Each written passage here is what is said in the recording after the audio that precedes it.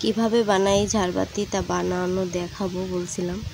তো চলে গেছিলাম বাগানে, আমি আর আমার বোনজি, সাথে আরও অনেকে ছিল, ওদের আওয়াজ নাই। এগুলো হচ্ছে মানকচু, যে আমরা মানকচুর বড় পাতাটা কেটে নিয়েছি। এখন আলপিন দিয়া ওইটারে ফুটা করব। খেজুর গাছের কাঁটা দিয়ে করলে আরও বেশি ভালো হয়, কিন্তু খেজুর গাছের কাঁটাটা পারতে পারি নাই। এই যে বোঝাই যাচ্ছে কতটুকু ফুটো করতে হবে, এরকম ছোট ছোট আকারে। চিড়ে গেলে হবে না। পরে নারকেল গাছের নিচে আসছি, এগুলো নারকেল গাছের ফেত্রি বলি, এগুলোর গোছায় নিয়ে রেখে দিছি। এখন তো করা যাবে না, এগুলো রাতের বেলায় করতে হবে। একটা কচুর পাতায় হয় না, আমি বড় করেই করি, সেজন্য 2-3টা কচু পাতা নিই আর একটার ভিতরে আরেকটা এরকম ঢোকাই, তারপরে করি। এতে দেখা যায় দীর্ঘ সময় ধরে থাকে।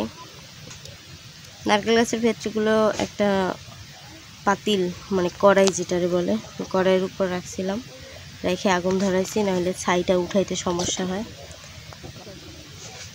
এটা আস্তে আস্তে পুড়তে থাকবে। পুড়ে যখন একদম ছাই হয়ে যাবে, তখন হচ্ছে ওই ছাইগুলো, আগুন থাকলে হবে না, একদম নিভা নিভা অবস্থায় কচুর পাতায় ঢালতে হবে। যখন একদম বোঝা যাবে যে এতে আগুন অল্প আছে সামান্য, তখন ঢাইলে কচুর পাতার মধ্যে ভালো করে মুখটারে বাঁধতে হবে। আশেপাশে কোনো দড়ি ছিল না, তাই ছাগলের দড়ি দিয়ে বাঁধছি। একদম সুন্দর করে বাঁধতে হবে। এটা ছোট, বড়টার ভিডিও করতে পারিনি। ভিতরে ছাই যত বেশি হবে তত বেশিক্ষণ থাকবে, আর কচু পাতা যত বড় হবে ততই ভালো।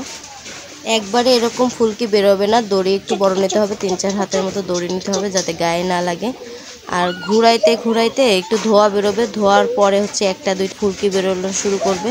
প্রথমবারই এরকম ফুলকি বেরোবে না, যখন বেশি মানে বেরোনো শুরু করবে তখন আস্তে ঘুরাইতে হবে, কারণ এতে আগুন ধরে যাবে। আগুন ধরে যাওয়ার সম্ভাবনা বেশিই থাকে যখন বেশি বেরোনো শুরু করে।